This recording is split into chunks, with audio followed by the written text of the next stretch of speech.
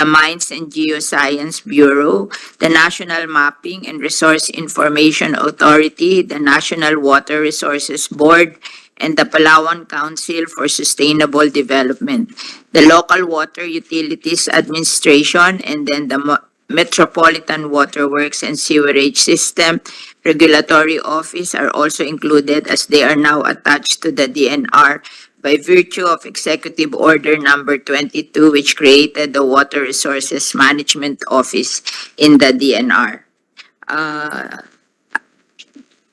The senators, some of the senators are still on the way, so I don't, there is a continuing quorum for this hearing.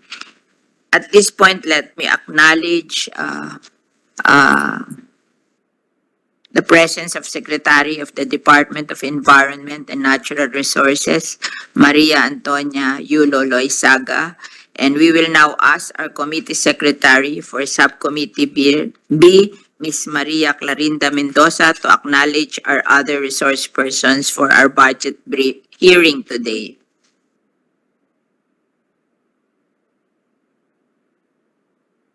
Good morning, Madam Chair.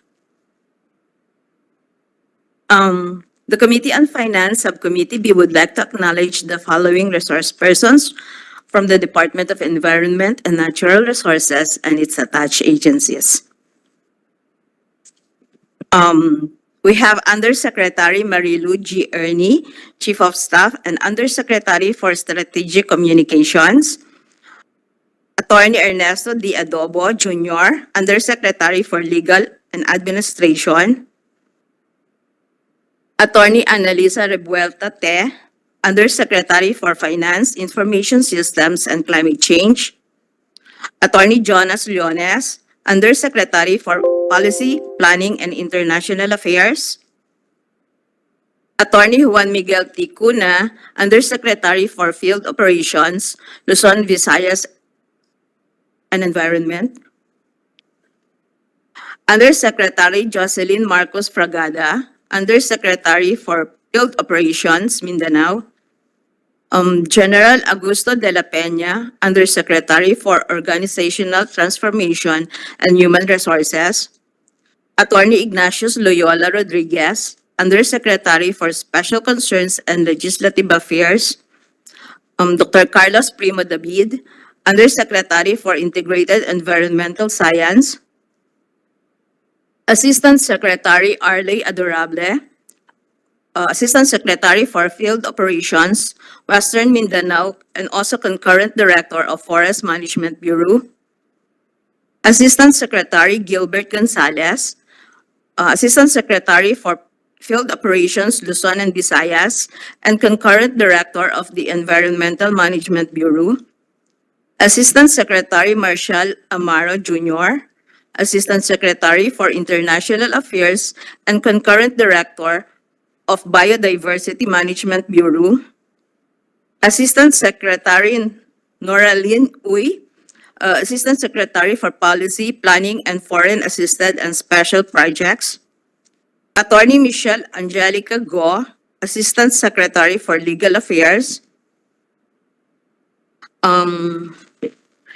We also have Mr. Jose Joaquin Yulo Loizaga, the Head Executive Assistant. Attorney Danilo Oikieng, Director of the Mines and Geosciences Bureau. Dr. Peter Tiangco, Administrator of the National Mapping and Resource Information Authority. Attorney Ricky Arsadon, Officer in Charge of the National Water Resources Board. Attorney Senado Santiago, General Manager of the Laguna Lake Development Authority. Attorney Emeline Talabies, Director of Land Management Bureau. Director Maria Lourdes Ferrer, Director of Ecosystems Research and Development Bureau. Attorney Michael Drake Matias, Regional Director of EMB NCR and Officer in Charge of the DENR NCR. Mr. Ralph Pablo, Regional Executive Director of Cordillera Administrative Region. Attorney Crisaldi Barcelo, Regional Executive Director of Region 1. Ms. Gwendolyn Bambalan, Regional Executive Director of Region 2. Mr. Paquito Moreno, Regional Executive Director of Region 3. We also have Mr. Nilo Tamuaria, Regional Executive Director for Region 4A. Mr. Felix Mirasol, Officer in Charge for the DENR Region 4B. Mr. Francisco Milia, Regional Executive Director for Region 5. Mr. Libino Duran, Regional Executive Director for Region 6. Mr. Paquito Melicor Jr., Regional Executive Director for Region 7. Ms. Lormelin Claudio, Regional Executive Director for Region 8. Mr. Henry Adornado, Regional Executive Director for Region 10. Ms. Maria Mercedes Dumagan, Officer in Charge for Region 11. Attorney Felix Alisur, Regional Executive Director for Region 12. Mr. Nonito Tamayo, Regional Executive Director for Region 13. Mr. Mario Bernabe Contreras, representing the Assistant Chief for Management Division, Officer in Charge for Planning and Programming Division, Ms. Maricel Tadlip. Ms. Rita Sherrill Flordelis, Officer in Charge for Program Monitoring and Evaluation Division. Ms. Marie Abigail de la Cueva, Chief Planning Information and Communications Technology Division.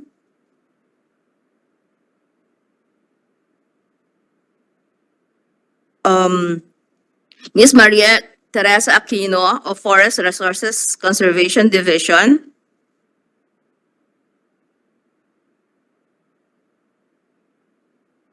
We also have representatives from Department of Housing and Settlement and Urban Division of Caraga, DSUD Caraga, Ms. Christy Reyes. We also have Ms. Marianne Policarpio, DSUD NCR, and together with Ms. Mafe Ganaban. We also have the Regional Manager of National Housing Authority Region 13, Mr. Erasme Madlos. It's Miss. Sorry. It's a Miss. Okay. Also from the National Housing Authority NCR East Sector, Mr. Christian Sen Gotias. Lua. Where's it? Okay, from the Metropolitan Waterworks and Sewerage System, Attorney Patrick Lasterty. From the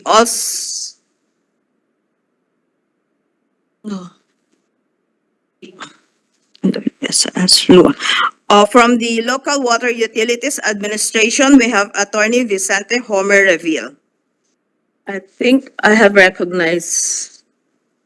Okay.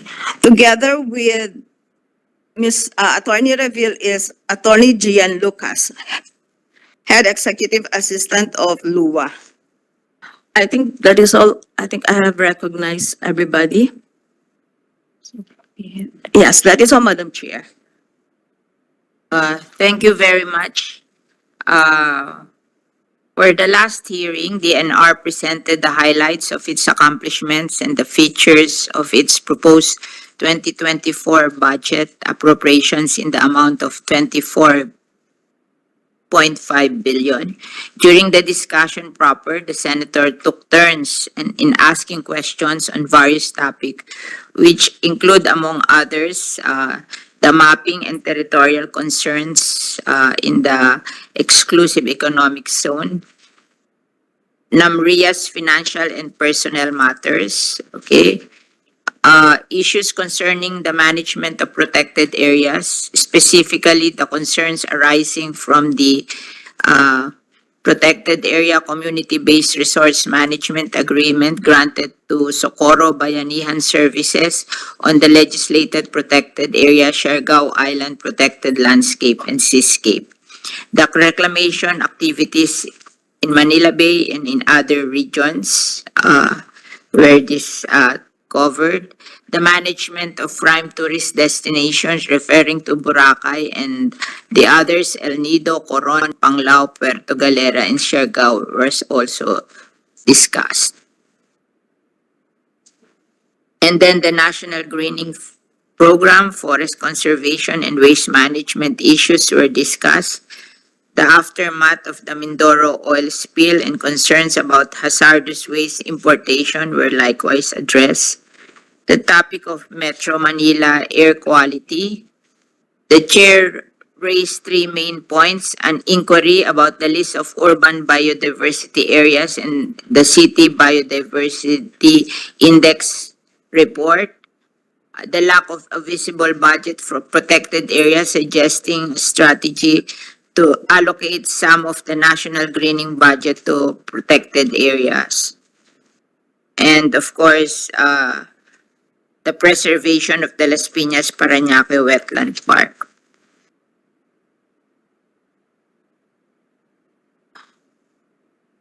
A wide range of topics and questions were raised. We were unable to conclude the DENR's briefing. Several senators made specific requests for additional documents and data, necessitating a second hearing to allow the DENR and its attached agencies to provide the required information. Hence, we are having a second budget hearing today.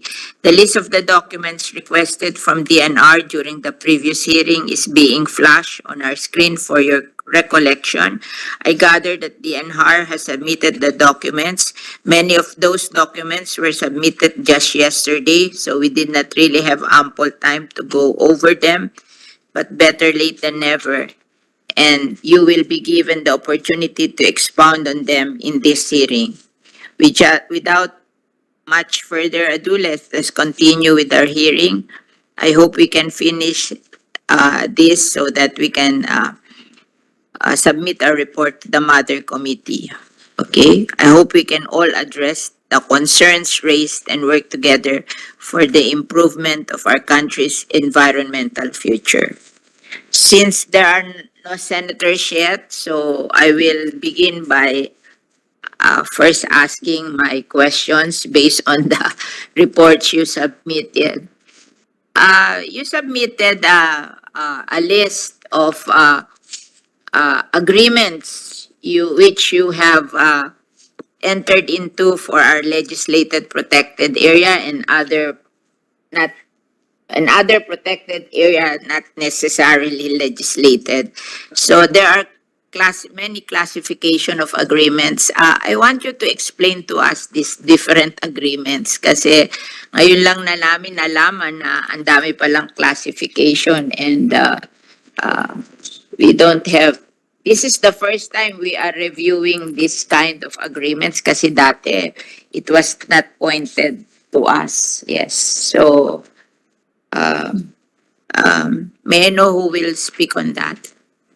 Thank you, Madam Chair. I will be turning over to Undersecretary Jonas Leones for the explanation and the distinction between the agreements. Allow me to say, Madam Chair, that we are ourselves looking into how some of these agreements may in fact be harmonized and therefore consolidated into just a few types of tenorial instruments. So on that note, Madam Chair, I will turn over to Undersecretary Leones. Yung nakita ko, ang dami. Yeah. Thank you, Madam Secretary. Good morning, Madam Senator. Yeah. But per sector, Madam Secretary, we have the authority to issue some tenure instruments. Let me start first with the forestry sector. Under the forest sector, we have three major tenure instruments that are being issued. Number one is the Community-Based Forest Management Agreement. The Community-Based Forest Management Agreement, Madam Senator, is being issued to people's organization This 10-year instrument has a duration of 25 years, renewable 25 years. The main obligation of the POs is really to rehabilitate the barren areas given to them. The different members of the PO will be helping each other to rehabilitate, plant, and undertake some allowable livelihoods in the area. Another 10-year instrument is the flag forest land agreement. We allowed some private sectors to invest or to undertake some forest-related activities, like for example, reforestation, rehabilitation. Like for example, we have private sectors that Can we go on slowly kasi yes, ang dami rito eh. Yes, And ma'am. then there is a classification here of community-based forage management agreement which covers 107 agreement, and I'm shown that the forest alone there are sub-classification. Ganun ba? Tama yun? Kasi merong may mga 10-year instrument po na appropriate, Madam Senator. Gaya po nasabi ko kanina, una po talaga yung community-based forest management agreement. O yun. Ito po yung community- nakalista dito. Opo. Community-based Forest Management Agreement, 107 Opo. on the legislated protected area. There are 114, but there are 107 community-based Forest management. management Uh-huh. agreement. And then, are there sub classification? Kasi meron ditong integrated forest management agreement, socialized industrial forest management agreement, forest land grazing management. Are they sub Hindi po sila mga sub. Depende po sa mga applicable na 10-year instrument. So hindi po sila magkakasab, iba-iba pong 10-year instrument base po sa application. about forest? About forest. So, hindi sila Hindi po sila sub-classification. forest. Iba Tama. pa sila dito sa nilista nyo. Tama po. Sus Maria. Kaya nga po ma'am, ang sabi po na, Di ba pwedeng i-ano natin yan? it is not. Madam Chair, that's why I began our presentation, Madam Chair, really on the effort we are now undertaking to kind of harmonize and consolidate so we can design more efficient tenurial instruments that will cover several uses related to each other. So, can you describe it, and then afterwards maybe you can make suggestion on how we can remember all of this, because I cannot even remember all of this. Yung pinakita sa akin, there are 4 kinds, but meron pa palang madami outside of it. So, can you explain na nga?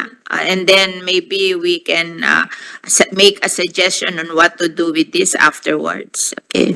Yung mga sinabi ko kanina na community-based forest management agreement, ito po yung strategy nating ginagawa if there are POs, people's organization, dun sa area. So yung community-based forest management agreement, binibigay po natin sa mga communities, sa people's organization. Ang duration po nito ay 25 years. Renewable for another 25 years. Yung mga people's organization po, based on sa kanilang agreement, ang POs po is required to rehabilitate, plant, dun sa area. At doon din po sila binibigyan ng pagkakataon mag-undertake ng mga livelihood activities para po masustain yung kanilang nandun na mga activities. Pero ito pong mga activities ng mga people's organization should be consistent doon sa usapan. Kung ano pong gagawin nila, magtatanim sila ng agroforestry crops, forestry. Sino magbabantay? Tayo po, DENR po ang magbabantay kasi may kontrata po eh. So your budget is, Mhm. it won't even cover the cost of yung magbabantay. Oo, kasi nakita ko yung budget individually of your legislated protected area. Parang hindi man makukover yung bayad sa security. Ma'am, Paano po natin babantayan yan? Ma'am, ang naging strategy po natin, Madam Senator, while we have our forest protection enforcement budget sa DNR, dinedeputize po natin itong mga communities na to para matulungan din po tayo mag-monitor ng mga activities within the area. Alam mo ako, from my own experience, I have a farm. A 150-hectare farm. I have 10 security guards in the morning and 10 security guards in the evening. Alam mo, it's 700,000 a month. And then, so in 1 year, that's more than almost 10 million a year. Wala kayong merong legislated protected area, puro 3 million, 1.5 million. Tapos, ang problema ng security natin, kasabwat pa. Pag hindi ikaw ang magbabantay, kasabwat, kasi nakita ko yung security guard namin, siguro pinakakain ng squatter, so siya nag-aalaga ng mga inaalagaan ng mga squatter doon sa aming lupa. So, ako nagsusweldo sa kanya, tinutulungan niya yung mga squatter na dapat babantayan niya. Paano kayo ngayon? Kaya ganyan nangyari sa inyo. Hindi pwede yung model na yan. Yes. Madam Chair, in fact, that is one of the, we work with what we are given po. We do request every year for, of course, additional budget. And what we are trying to do now po is also apply some new technology po. We use the drones, we use the satellite imagery po. However, hindi po talagang kakayanin. There are areas wherein one ranger has to cover thousands of hectares. Yeah. So kulang, again, ma'am. Yeah, Madam maybe Chair. we can use technology na. Yes, Madam Chair. Or not anymore, people. Maybe there should be machine na magbabantay and then yun na lang ang i-hire natin kasi napakamahal pag tao and then it's not effective. Yes, Madam Chair. Even us, we're now using drones. Drones. Hindi na pwede yung mga tao, kasabot lang yan They tolerate. Oo. Yes, Madam. Kaya siguro, at saka yung sinasabi mong community-based people's organization, dapat babantayin din yan. Hindi naman lahat ng people's organization matino. Baka mamaya ite-take advantage lang yung legislated protected area. So I guess we have to make anyway, modern na ngayon di ba? Hindi na katulad ng dati. Let's not stick to those things we did before. Let's invent new things to be able to monitor this kasi I'm very much worried kasi ang dami-dami yung agreement and ang laki-laki nito 4.2 million hectares and there are 282 agreements, di ba? So okay, please explain to me yung mga agreements muna and then maybe we can go on how we can revise our purpose, our program of monitoring this agreement. Just to, Tapos may sinabi na may kita may kita yung legislated protected area pero saan pumupunta yun?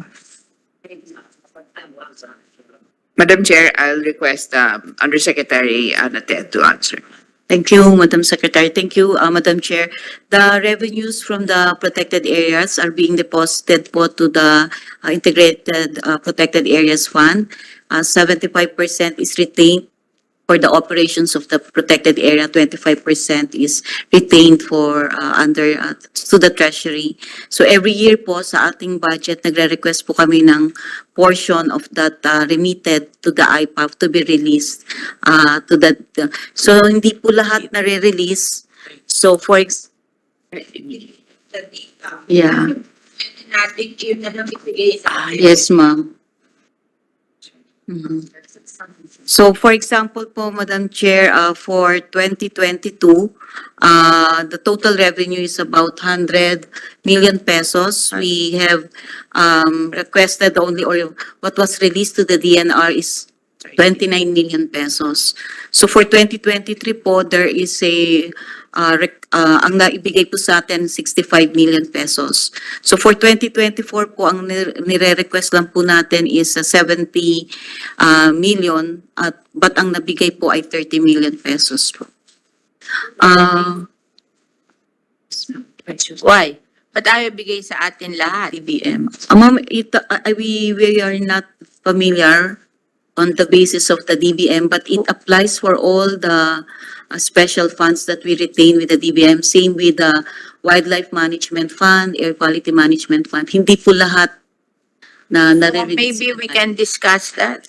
DBM. Yeah, so can we call now the people from DBM? May representative daw ang DBM dito. At tawagin mo, Ihan. Gusto ko lang malaman yung, yung the reason behind this, di ba? Kasi parang kulang na nga ng pera, hindi pa nila ibibigay. Kawawa naman yung mga legislated protected area natin at other areas which we want to, maybe we can spend the money on technology, di ba? Para lang to support yung kasi hindi kaya to ng tao. Nasaan? Okay. We recognize the representative from DBM. Ay, opo. Good morning po, Madam Chair, and I'm Gemma Ilagan, Acting Director of Budget and Management Bureau E, handling the budget of DENR. With regard po dun sa question ninyo, the reason why we limit the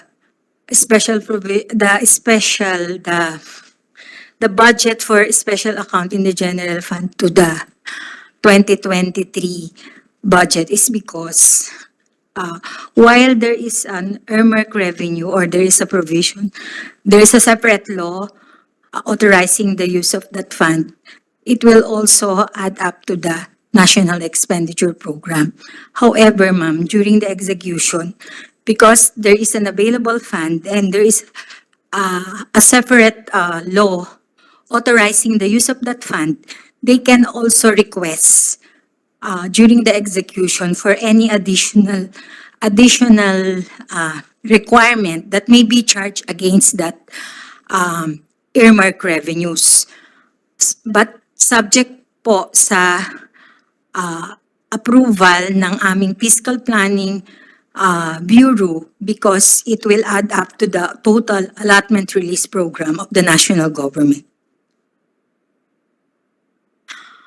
The law, ma'am, regarding the authority to use that special account is based dun sa specific laws po na na-approve even before.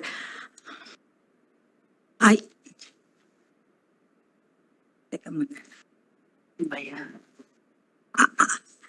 Kasi po, sorry ma'am. To respond po, there are different laws like RA 7586 for Integrated Protected Areas Fund. There is also RA 9147 for Wildlife Management Fund. And the rest po, dun sa Air Quality Management Fund, RA 8749, RA 9275 for National Water Quality Management Fund, and Area Water Quality Management Fund. Can you give us a copy of those laws mentioned? And we want to see if there is a limitation on the amount of money we will get from the fund. Kasi nakita mo naman na ang legislated protected area natin is almost 4.5 million hectares. And ang budget ang liit-liit, 444 million. Sinusuma ko lang sa security guard, kulang pa yon. So we have to have more, or maybe we can spend that for technology para magkaroon kami ng better way of watching over the legislated protected area. Kasi ako, I am a member of a PAMB. And I know the problem of PAMB. Kasi member ako eh. Kaya alam ko na yung pera, napaka hindi magkakasya to kasi in addition that you have to watch over the protected areas, you have also to improve. Oh, like for example, kung pinasok na squatter, dapat babakuran mo, ang mahal ng bakod. Oh, yung amin ng PAMBI, walang pera, ako na nga nagpabakod nung iba eh, sa inis ko eh. Kaya kulang na kulang, it's not only about watching over the protected area, it's about improving based on problems that you encounter. Eh yung amin napakaliit lang, 182 hectares. Eh yung iba ano, 10,000 hectare, 20,000 hectares. How can you watch it based on a budget na 3 million?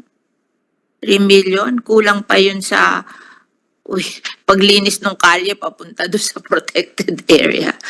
'Di ba? So, we want to know those laws and why are you limiting the amount we can get? We're not supposed to be responsible for the expenditures of the national government. This money was meant to protect the areas where the money came from. 'Di ba? Thank you, ma'am. What I'm trying to say a while ago is they can request for additional fund for those with special law under special account in the general fund. However, on the use of the funds under IPAP with revolving fund, there is a special provision in the GAA that gives limitation up to what extent they can make use of the fund. Yun pong mga IPAP Oh, kasi it's may not part of the limitation. GAA. It's automatic appropriations ba? Ito? Yung special account po, automatic So appropriation. we don't have to pass through GAA. You can request anytime. How- If you how- have a project to be financed, like for example, financing yung drones at saka yung pagbabantay kasi I think it's not practical anymore to hire security kasi hindi kayang bantayan ng security. So we have to use technology to watch over. Opo. Ma'am, I make a differentiation between the two. Yun pong special account in the general fund, because there's a special law, they can request it even during budget execution for additional funding, even if it is not provided in the national expenditure Yeah, yeah. program. So- However, yun pong use of income dun sa dalawang klase po, yung 25% and 75%, I'm not so particular, But ma'am. they're Meron po siyang But limitations. they're not giving 75%, di ba? Kasi 100 million, bibigay 30 million, that's 30%. Okay. Oh, so there are more money available. We'll check, Okay ma'am. lang yung 75-25, but you give all the 75. If it can be justified, we will just have to make a plan how to use it, na it is justifiable. Kasi I don't think you can watch over the protected area ng ganyan ng budget. Yes po, ma'am. Napakaliit. Kaya nangyayari yung nangyari sa Socorro. Oh my God.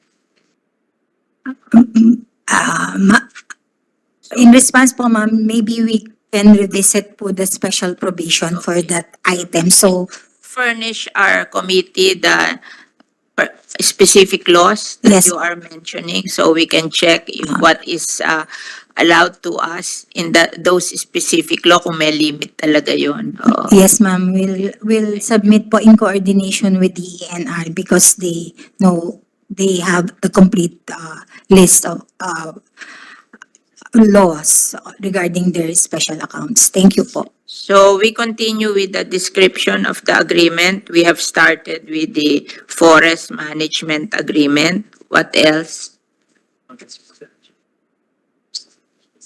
Yes.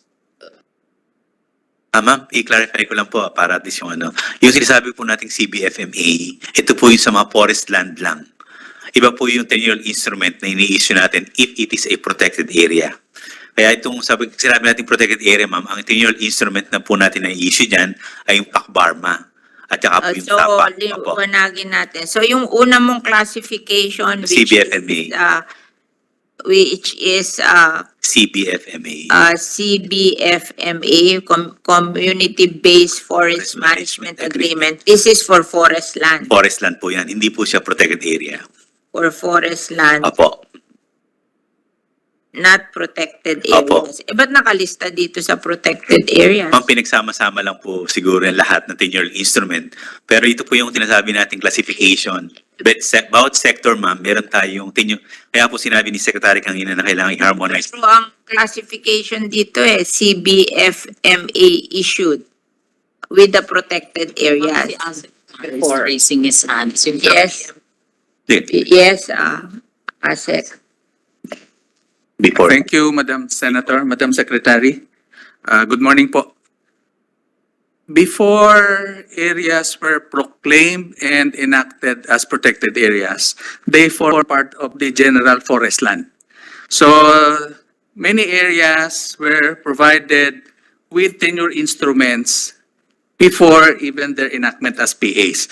So yung pong issue is, since they are forest lands, yes ma'am. Is na to for legislated protected That's right, ma'am. areas. So meron ditong community-based forest management agreement na sinasabi nyo for forest land lang, Yes, not ma'am. for protected areas. So nalito na ako, Yes, ma'am. bakit nyo isinama sa protected Let, area yun? let me help clarify po. Oh. So we have 114 legislated PAs. Oh. Before their legislation, forest land po sila. Mm. So the tenure instruments we were issuing were in the forestry management. So yun yung 107. So po, ganito po.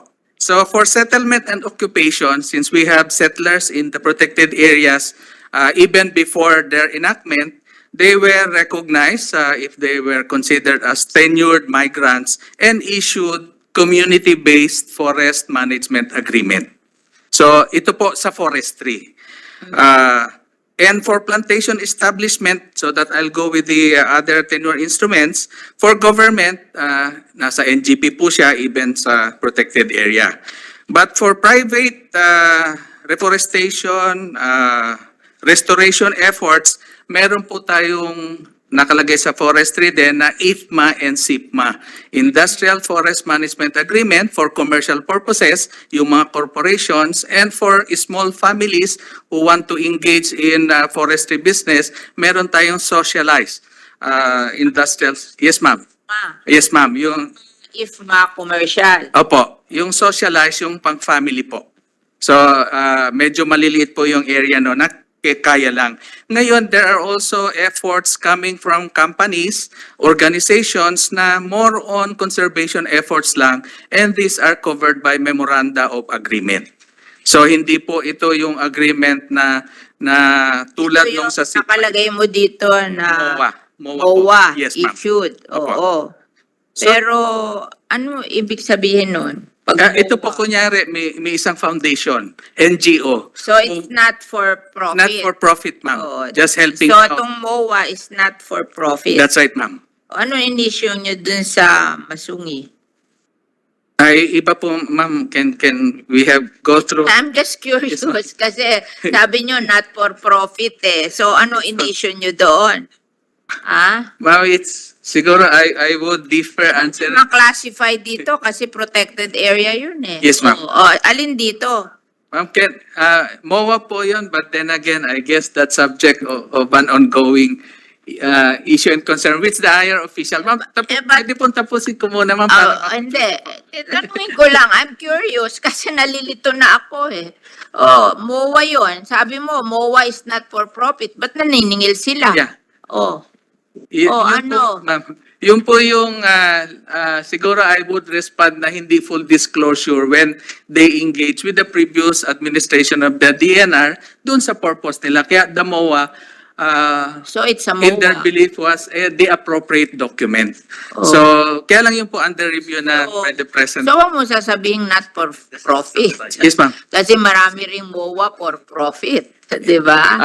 Marami pong consideration. There was one time when the So maybe this ano dito eh 282 eh. Maybe you have to reclassify this, 'di ba? Yes, ma'am. Kasi ang description mo not for profit, eh di reviewin mo yung 282 at hiwalay mo, lagay mo total number of MOA issued, isang classification not for profit, isang classification for profit, 'di ba? Ma'am, yeah. Maintindihan natin kung ano to kasi nalilito May kami. footnote po doon, ma'am. There was one time in the DNR administration that we deferred the issuance, the processing and issuance of tenure instruments. So for the continuation of the legitimate activities within these areas, yung MOA ang ginamit. But these are now being reviewed, ongoing, and being converted to the appropriate tenure instruments, which are yung flag, flag T, as the case may be, SAPA for the O, protected sige. areas. I-define natin itong iba. Apo, So, sige po. community-based forest management agreement, tapos sinabi mo may commercial, may families, o Yes, ma'am. tapos may forest land grazing management agreement. Ano naman to? Ito naman po yung areas na suitable for raising livestock. Pero sa forestry lang po yan. We're talking wala po sa PA. Wala po sa PA. Protected area Yes, ma'am. may grazing. Yes, ma'am. Not for PA. Tapos meron pa po ito, siguro yung ituloy ko lang na there are also special uses that are allowed within protected areas because of siguro yung location nila, yung geography, for public and private infrastructures. Siguro pag-isahin ko na lang, we have in the forest land special land use agreement. Ngayon, kung sa PA na yan, So, special po dito forest flag. land. Flag po. Oh, flag. Oh. Ngayon pong pag tourism purposes naman, may T, flag T. So yan po yung sa forest land. Is for public works. Yes, ma'am. Yung mga communication, roads, yung mga ports, yung mga jetties na For within. tourism is flag T. That's right, ma'am. Oh, ano naman tong community-based forest management agreement? Yung po ma'am sa settlements yan ng mga tenured migrants. Ito na yung Opo. CBFMA. MA, yes po. Meron ito sa PA. Yes, ma'am. Kaya ko sinabi yan kasi na-issue natin sila before the PAs were established. Pero ngayon, pag PA na, Kapag wala po, na ganito. Nagtutuloy po sila because of our 25-year tenure. But you're not issuing. Not anymore, ma'am. Barma na po ang So, i-issue. CBFMA old agreement Before the PA, ma'am. Before the PA. for PA. But these are allowed to continue kasi recognized Yeah, naman I po know, siya. Yes, ma'am. I know, but So- in the future, no more. No more, ma'am. Within PAs. Sa forest land na lang po. Ngayon sa PAs, if we have communities with tenured migrants, we issue now yung PACBARMA na tinatawag. Protected Area Community-Based Resource Management Agreement. Yung po yung circa PA. Kasi po merong mga Pag nag-expire ito, ililipat mo to. i-consider, ma'am, i-evaluate siya at i-reissue natin PACBARMA na kung qualified po siya based sa performance. Ano naman tong SAPA? Yung SAPA, ma'am, yan po yung flag T na counterpart. Kapag may special use na, yes, ma'am. At ito po doon lang sa multiple use zone. Lilinawin po natin na hindi po ito sa lahat ng area sa PA. Doon lang po sa multiple use zone where other activities are allowed. So yung sa forestry na ini-issue natin na flag and flag T, sa PA po ang equivalent niya yung SAPA, Special Use Agreement in Protected Areas. Yan po yung istorya nung issuance natin ng tenure instrument. Kaya meron tayong 107 na CBFMA sa legislated PAs. Meron tayong SAPA na na-issue at saka MOA na 282. Siguro paggawa nyo, lagyan nyo na explanation kasi hindi maintindihan. Siguro under SAPA, mag-footnote kayo na ito sa it's about flag and flag T. Diba? Oo. Tapos yung mag-footnote kayo dito sa CBFMA, it's old agreement na pag na-renew wala ng CBFA in the protected area. Yes, ma'am. It's PACBARMA na. And then yung MOA nyo, reviewin nyo, napakadami nito. Yes, ma'am. Alin ba dito ang for-profit and not for-profit? Yeah, definitely. Kasi I think marami ito. Oo. Yung Socorro, ano yung classification no? PACBARMA po siya, ma'am. Barma. Protected area, community-based. Yun yung sinasabi ko na ang hirap ng ganyan eh. Kasi hindi naman lahat ng community-based people's organization matino. Oo. Kaya you have to watch over it.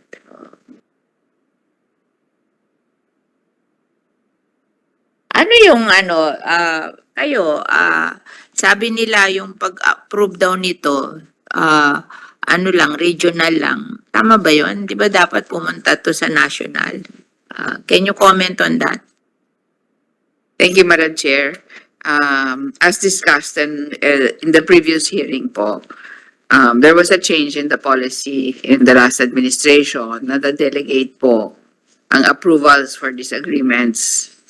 It was really national, but it was delegated during the previous administration sa regional. Yes po, actually delegated only in the last few months. Si Matu, Yung sample naman. Secretary Sampul na po. sampul na. I'll ask Yusek Jonas to give the full history po, ma'am. Actually, ma'am, this is in support din sa mga ease of doing business natin, yung mga permits natin pabilisin. So, ang effort started during the time of Secretary Simato, and then it was approved during the time of Secretary Sampulna. So, what happened there is that most of the, almost all things, It's made for the move to Fast track. encourage the ease of doing business. Our protected area is not for business. Why will you have to make it easy for them to turn it into business? It was not meant to do business. Parang, like kami, we want to be an ecotourism area, but more for learning, not to make money on tourism. yeah, It's not like that. Yeah. Siguro yung Faster. DTI, pwede sila ease of doing business. You know, I always tell you that you are DNR, you're supposed to protect the environment. You're not DTI, you're not supposed to encourage business in protecting the environment, di ba? Yes. Ibang-iba eh, ibang-iba. Kaya wag niyo sasabihin sa aking ease of doing business. We're not supposed to do business in our protected area and in our environmental protection. If we can make money on it in a sustainable manner, maybe, but not, you don't make it easy. Kasi pag na-abuse eh. Na-abuse. So I think that's a wrong reason to make it easy to do business. We're not doing business. Even in mining, you have to follow a certain regulation to be able to do mining, di ba? Oh. So maybe we should, you are one with me that it should go back to the national. Actually, ma'am, there was already instruction from the Secretary, if I may, that as of yesterday, we will be issuing a memorandum to all regional directors to suspend for the meantime the issuance of acceptance issuance of all applications for the new instrument pending review of this policy, Madam Kasi Senator. alam mo, yung mga regional director, I don't blame them because they have contact with the locals. So medyo mas may pressure sa kanila to give way to the locals. But that's not good when it comes to protection of the environment. It's good if there's business, but not the protection of the environment. Kaya lang, minsan nape-pressure sila kasi nandun sila sa lugar, napipresyo sila ng mga politician doon, di ba? Oh, and nagiging ang result is grabe. Oo. So, katulad lang namin, in a small town like Las Piñas, iba yung point of view ng mayor, iba point of view ko as a senator. Oh, and we're quarreling. Gusto nila reclamation because that is money for them. I don't like reclamation kasi babaha yung aking mga kababayan, hindi nila kaya yon. Oh, iba ang point of view. Kaya tingin ko the point of view should come from the national kasi mas protective ang national kaysa local. Local is puro income ang gusto nila. Hindi naman yun ang in the short run, maybe income, but in the long run, my God, what will it do to the city, di ba? O, meron kang ang pera, binaha naman yung buong bayan mo, nawalan naman ng kasaysayan yung bayan mo. Imagine, yung amin, ang reclamation will cost 6 to 8 meters na flooding. 6 meters, 3-story building. I cannot imagine Las Piñas flooding by 3-story building. My God. Siguro yung tatay ko na siya ang nagturo sa aming mga politiko, babangon na siya sa kanyang libingan sa galit. Kasi hindi ganun ang dream niya para sa aming bayan. So, I guess you have to do that kasi talagang pipressure rin yan ng politician sa local. Eh, ito nga lang Manila Bay, na-pressure ng mayor di ba? Ibang-iba ang point of view ng mayor at ibang-iba point of view ng national doon sa issue. Ibang-iba. Ibang-iba. Sa kanila, puro income sila. Sige.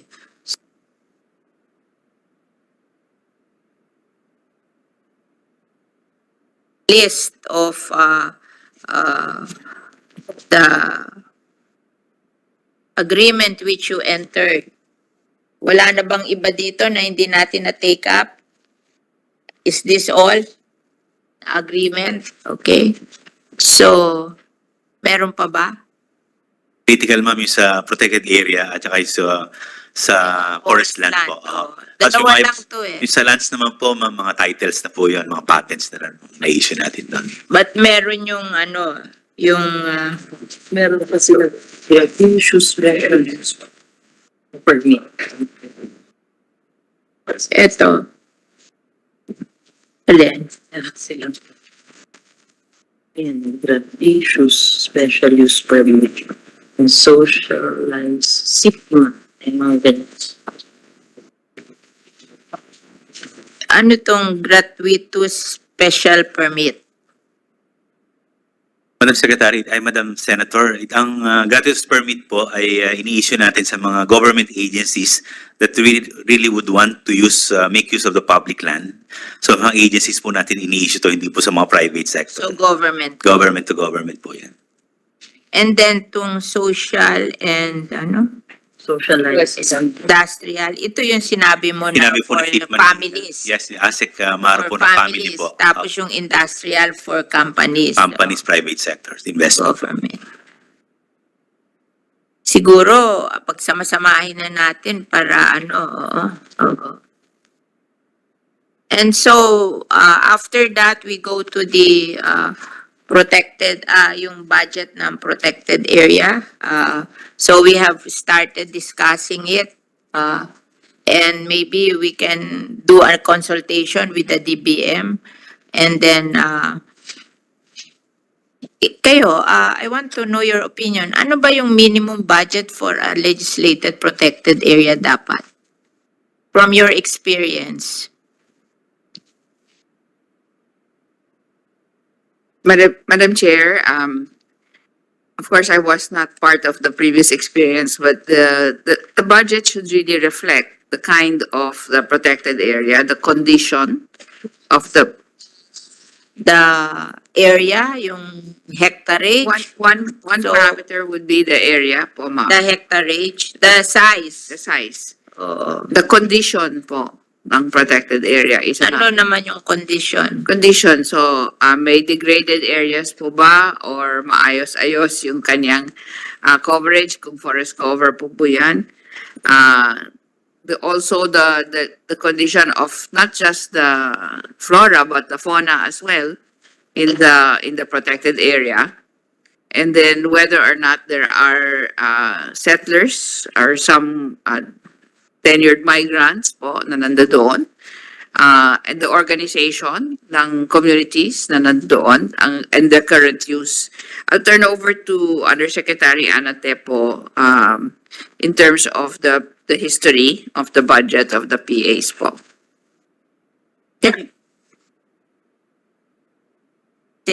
Before 13, dumami lang yan nung 2018 na nagdagdag ako ng 94. Kasi before 13 lang yan, di ba? So hindi masyadong problematic but it became 101 in 2018 and in the succeeding year naging 114. Kasi naman natuwa ako kasi yung mga congressman bihira yung congressman na gusto ipa-declare na protected area yung kanyang lugar, di ba? Usually they want to have the discretion on what to do with the land. But ako tuwan-tuwa ako doon sa mga congressman na pinadeclare nilang protected area yung mga lugar nila kasi at least meron silang environmental point of view na dapat i-protect yung kanilang lugar na hindi sila maging A&D. Oo. So what are your other consideration aside from condition, size, what else? If I may, Madam Chair, we need also to consider the existence of threatened species in the area, the vulnerability, especially with the challenges due to climate change. We need to consider the risks of the ecosystems and the biodiversity existing within the protected areas.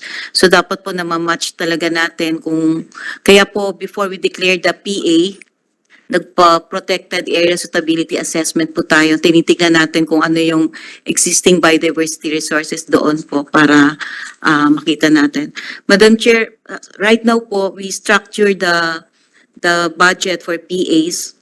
Meron po talaga tayong for PA lang, which is about for the legislated, for 2024, we already allocated 444 million pesos.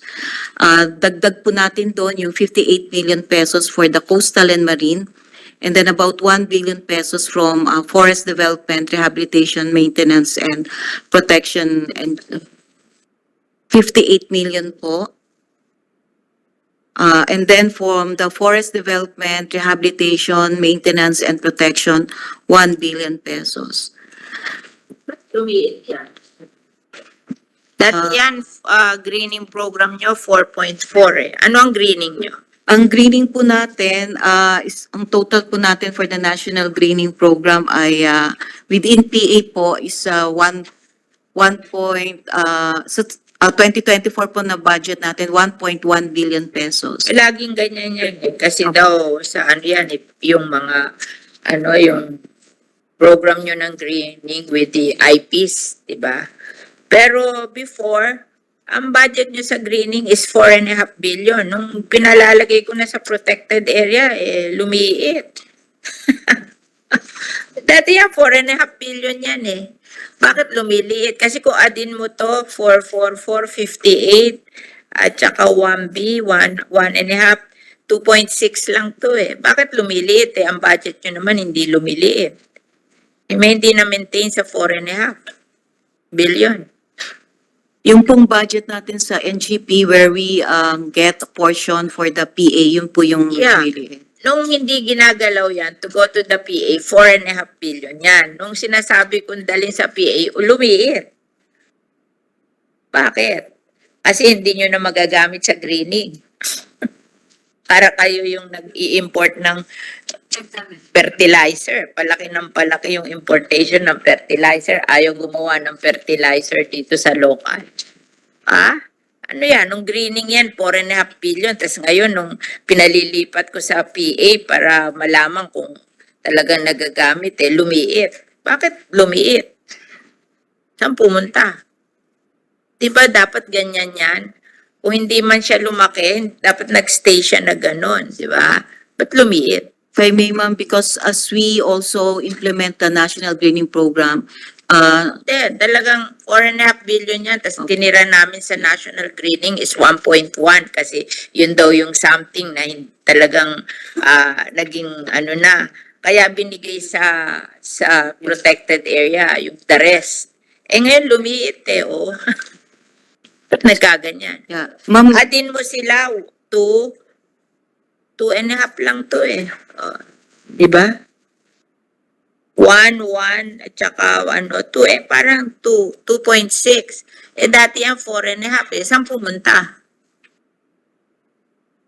Nung una ako not already. Yeah. Yeah, ma'am, there was no really provision already. Because number one, nagliit na din po tayo ng target sa NGP because we focus on the assessment of the Ang graduated sites. sinasabi ko sa'yo, nung NGP yan, 4.5 billion yan.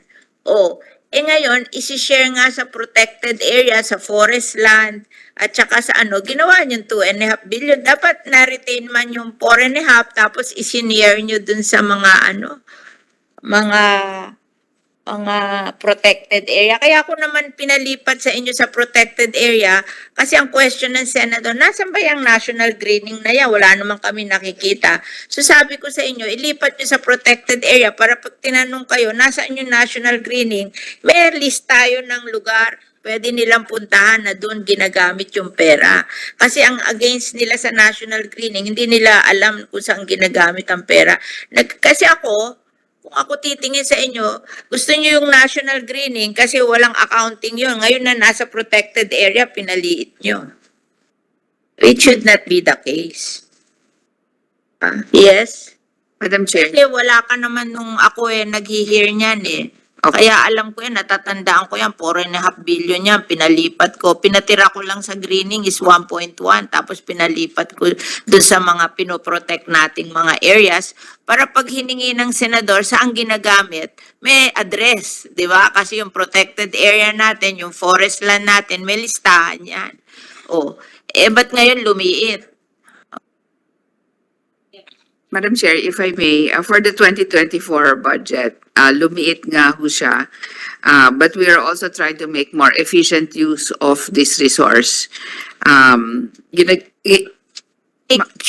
Efficient use, nakita ko nga yung budget nyo sa protected area, kulang pang pambayad ng gwardiya Ma'am, the other component here is we are in partnership with NCIP and other government agencies as well as other partners to actually help us in terms of the maintenance of these areas. So we are able to actually endeavor to maintain these areas more efficiently with partners na po. Habang hindi na in-enlarge yung areas for the greening program. On the accountability po, ma'am, of the NGP, we're able to show that by satellite. We can actually provide your office, Madam Chair, with the location, the sites of the National Greening Program, and the PAs, naka-overlay po siya. So that you can actually see po, ma'am, yung puntahan ng mga resources. So I remember, yung first na nag-handle ako ng finance ng DNR, 4.5 billion talaga yan. Hindi ganito kaliliit yan. Pinalipat ko yan Kaya minsan naiisip ko, madumi isip ko Nung greening na walang accounting, okay sa inyo 4.5 billion. Nung maa-account na dahil nilipat sa protected area, pinaliit nyo na kasi you will be accounted for. Madumi isip ko Hindi ko maiwasan na talagang yung isip ko ganyan Madam Chair. Maduda ako kasi pag ikaw nagmamanage ng business, kailangan maduda ka kasi pag hindi ka naging maduda, lolokohin ka Kaya naisip ko, baka nyo pinalilit dahil maa-account na ngayon. Dati noon yung greening, walang nakaka-account noon. Alam mo, ang impression sa greening talaga sa inyo, ano yun kalokohan yun.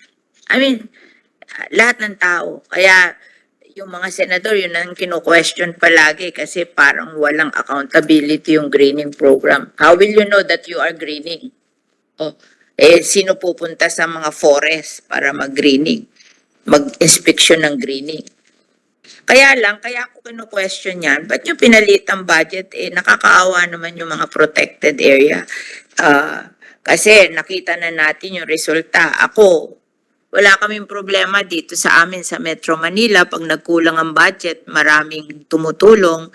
Pero doon sa mga probinsya na kalalayo, sino tutulong doon? Diba? So, dapat, bigyan ng lalong lumiit Hindi ganyan nakita ko noon, yung unang hinir ko na budget sa greening, 4.5 billion. Siguro pinaliit nila dahil inilipat. So, saan ba ang pinakamalaking budget ng DNR? Ano ba priority nyo? Ma'am, in terms of programs, malaki pa rin po yung sa ating National Greening Program. It consists of yun pa rin po ang pinakamalaki ang share, no, for the 10. Yes, ma'am. Asset nyo? 24 20 o. 24 million, O, 24 ang billion po. PS overhead nyo magkano? Ilang percent? 55, 50% na po ang ating, O di Breakdown. 25, di 12 and a half, 13. yes. O di may natirang 12. O saan pumunta yung 12? For the other programs, ma'am, Hindi.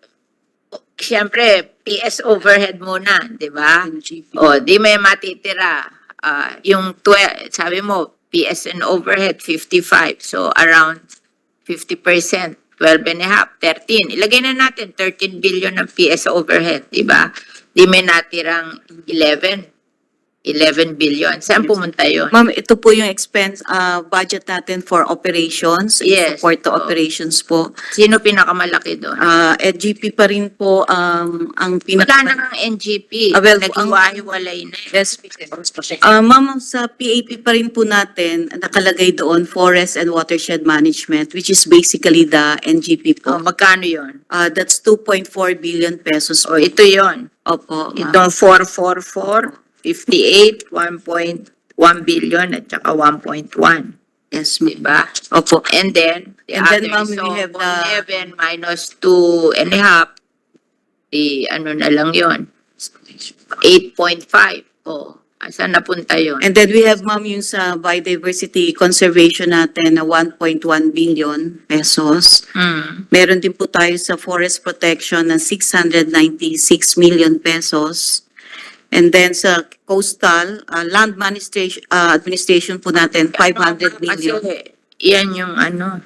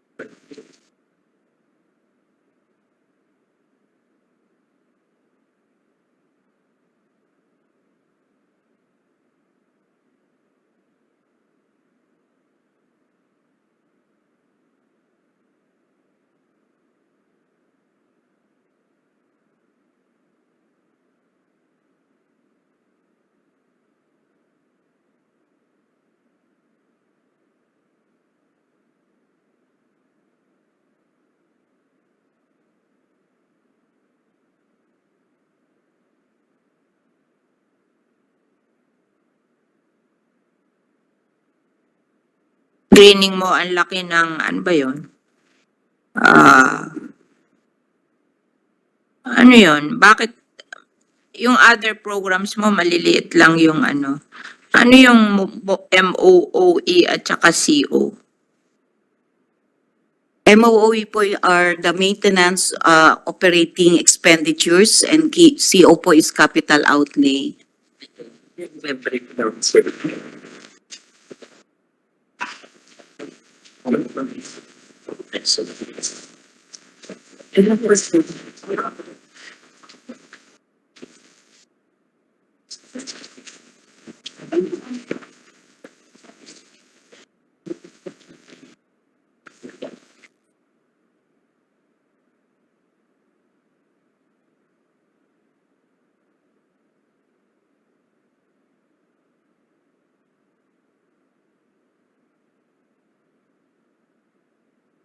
Technical staff at saka other related activities.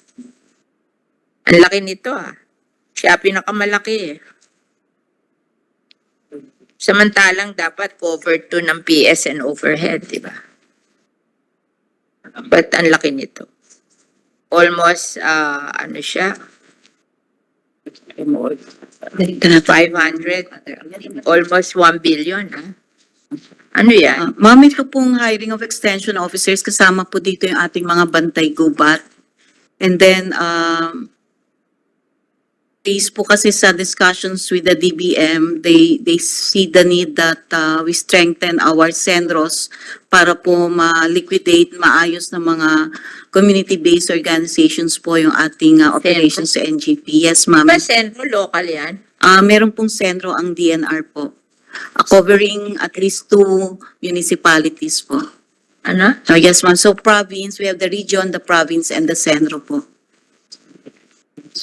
Sa amin, ang sentro local. Meron po tayong Community Environment Natural Resource Kami, Office. wala kaming ganyan. Yung naglilinis sa amin, Las Piñas, Parañaque, Wetland Park, galing sa local. We require them to clean. For HCR, ma'am, recently lang po tayo nabigyan ng item ng DBM for Sendro. Alam ko, Senro is local. Meron din po, ma'am, City Enro. LGU, tapos meron silang sariling Senate. Anong Senro? City. Community Environment and Natural Resource Office. Ayun yun. City, semakin sa probinsya, resources, officer, LGU, Sunset City, Alianza /slash metro.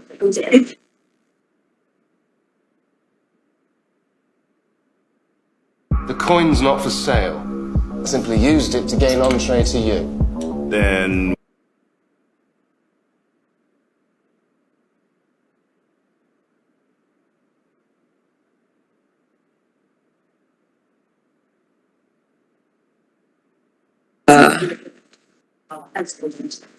Maintenance and protection for 76 million. Financial management officer, almost 500 million. Tapos other related activities for 35. Lahat ng budget nyo napunta na doon eh. So if you add all those, ano na yan eh, 1.5 billion na yan. Yes, ma'am. Puro overhead yan eh. Tapos may overhead pa kayo doon sa office nyo na another 55%. Diba? Ano ba yan? Ma'am, ito pong budget natin na sa NGP of 2.4 billion pesos. Hinati po natin ito sa protected area. So meron po tayong allocation for the protected areas.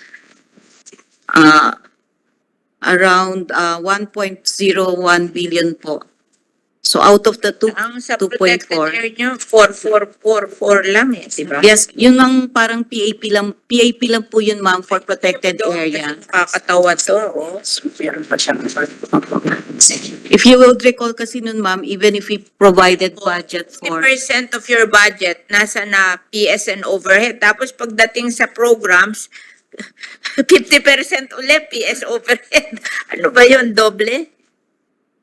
Diba ang program, dapat projects na yon, yung lahat ng overhead nyo na andun sa PS and overhead.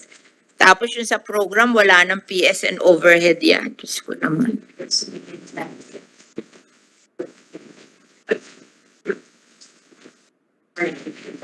Ako, yung PS and overhead, tolerance ko na lang sa inyo yun, yung 55%. Sa private, 15% lang yun eh. PS and overhead, sa private. 15% lang yon. Ako, ayoko nang ku-question ninyo kasi gusto ko masaya kayo, 55%. Pero yung projects mismo, ganun din uli ang karami ang PS and overhead. Di puro na tayo PS and overhead, wala na tayong ibibigay sa tao.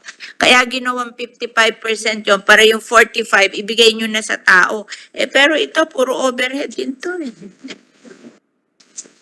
Alam mo, ang private company, may cost of goods sold sila. 50%. Kaya ang hahatiin lang nung pati income, yung 50%. So 15% lang ang PS overhead.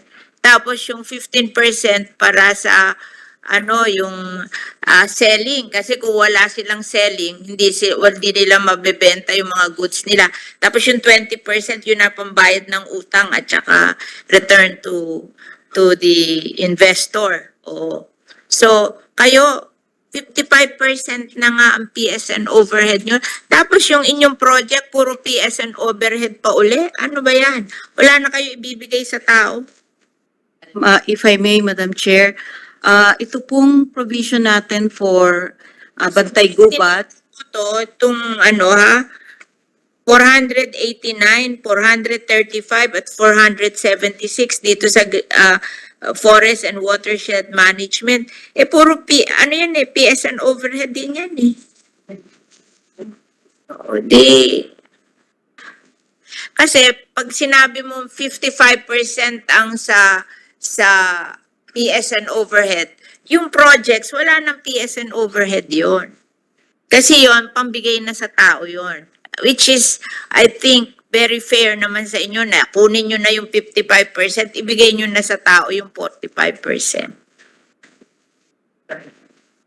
Kaya sila very particular pag ako. Kasi ang problema ko, finance ako eh. Di naman ako nag-aaral ng environment eh. Nag-aaral ako ng finance. Kaya kino-compare ko yung private at public. Ako tinotolerate ko na yung 55 nyo, laki noon.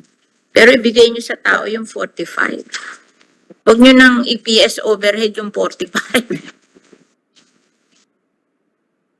Diba? Gobyerno yan, taxes yan eh. Bigay nyo na sa tao. Inyo na yung 55, bigay nyo sa tao yung 45. In terms of project. Unless regulatory lang kayo, na wala kayong project. Kaya yung ibang gusto nila regulatory sila para kanila lahat yung budget.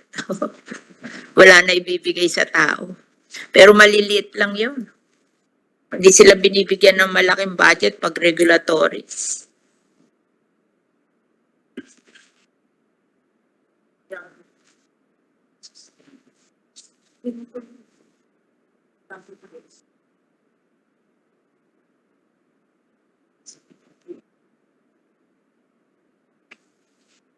Ay, nako.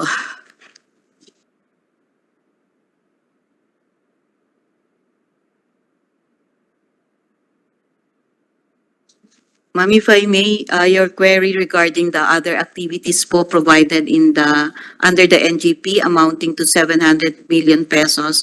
This consists of the experimental forest, reforestation planning, conduct of special studies, technical assistance, capacity building, and maintenance of the nurseries. So these are the kinds of activities po included under other related activities.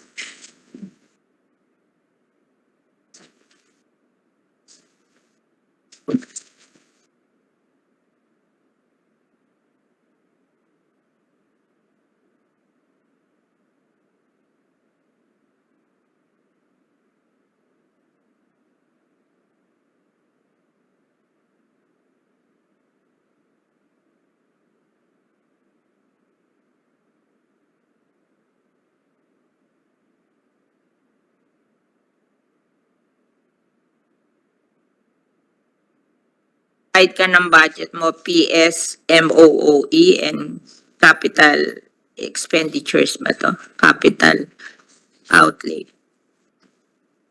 Alam mo yung iba, kung gumawa sila, PS, overhead, hindi, ako naiinis ako dito sa MOOE na to eh. Dito itinatago yung mga, ang ginagawa nila, PS, overhead, tapos, projects.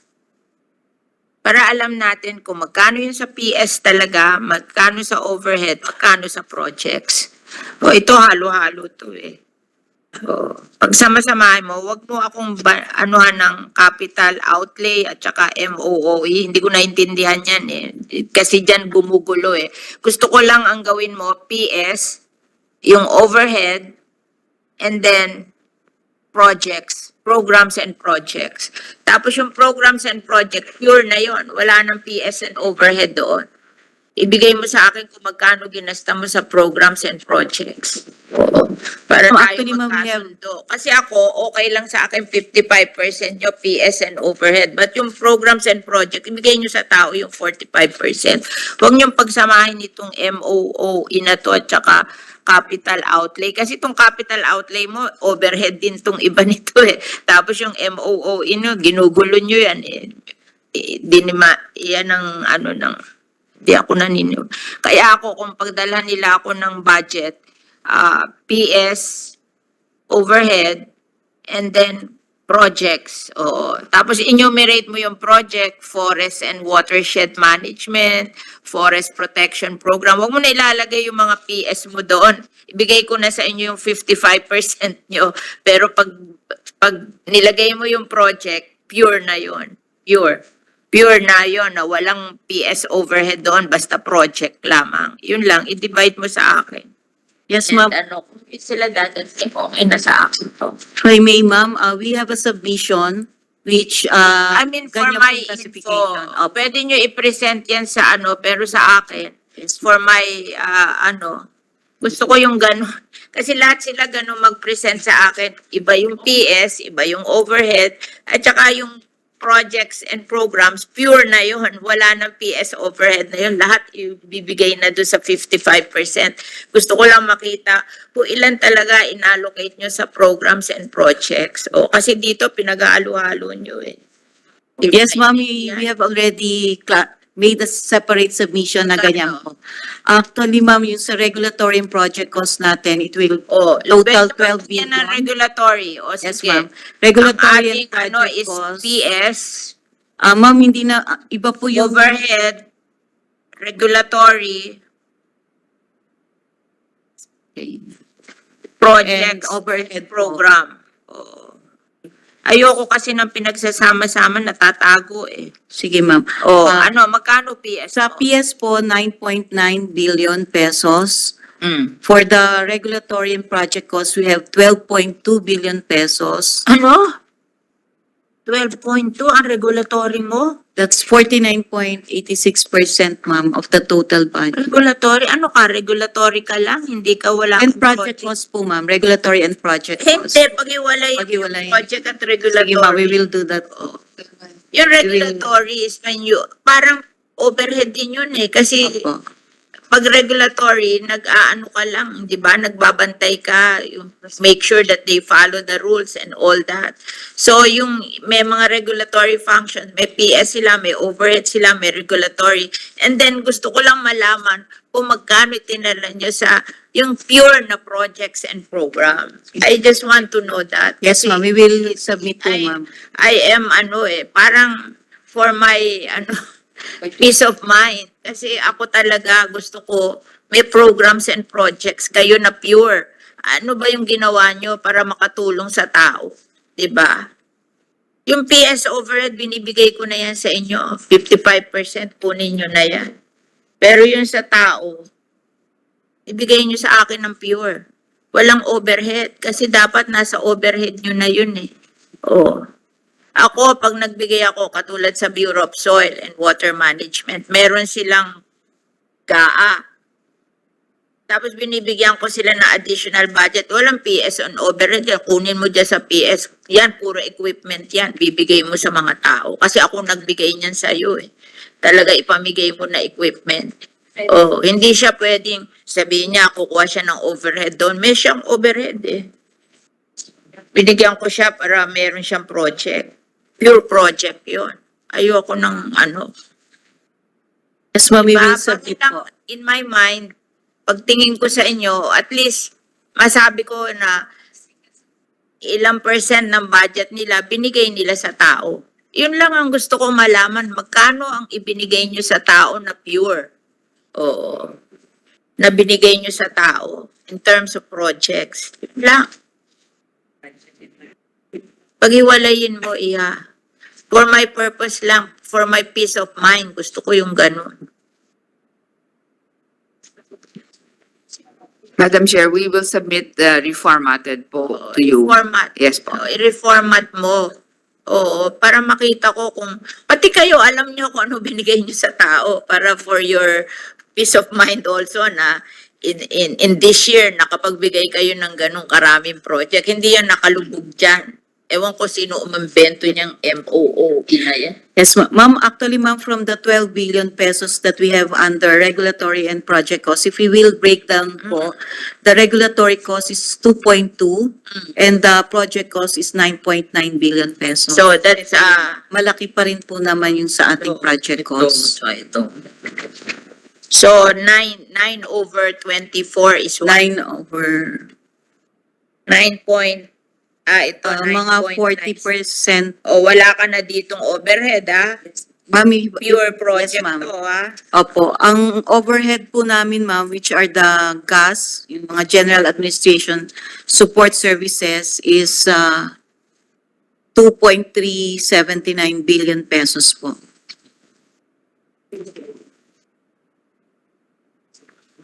Hindi, kasi yung sinasabi mong 9 regulatory mo 2.2.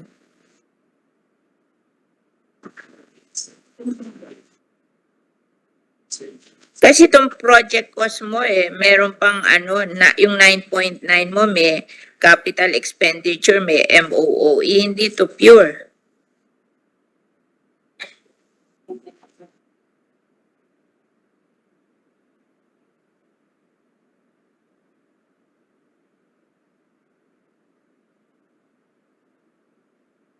Ano yung direct talaga?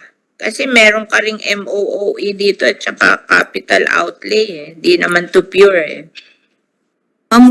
During our discussion, what we considered po as our direct costs would be the regulatory and the project costs. And the indirect costs would be the PS and the overhead po. O magkano PS mo? Ang PS po natin, Madam Chair, is 9.9 billion pesos. Overhead cost is 2.3 billion pesos. So, a total of 12 billion pesos po, 12.3 billion pesos. Nasa ng ano? 2 point, ano yung overhead mo? Nasaan? Yes, ang overhead po natin is 2.3 billion pesos. Mainly, ma'am, yung pong mga general administration. Nasaan yun services. dito? Wala dito. So, 9.9 ang ano? Ang 9.9 ang PS. Overhead is 2.3. Opo, ma'am. Tapos, ang regulatory mo is 2.2 billion pesos. Our direct cost, our project cost rather is 9.9, almost 10 billion pesos po, ma'am. 10, 12, 15. 15. 10. 10 over 20.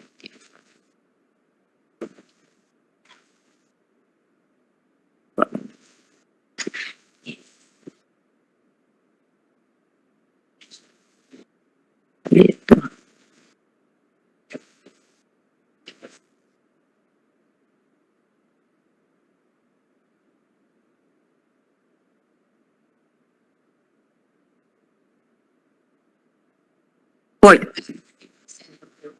Yes po, ma'am. Opo, ma'am. Wala na po, ma'am. So, may dadating pa ba? Kasi okay na sa akin. Yung ano na lang, status of registration of APR program. Okay. So there are more PROs who registered over the obliged companies. But not the sulat. Okay.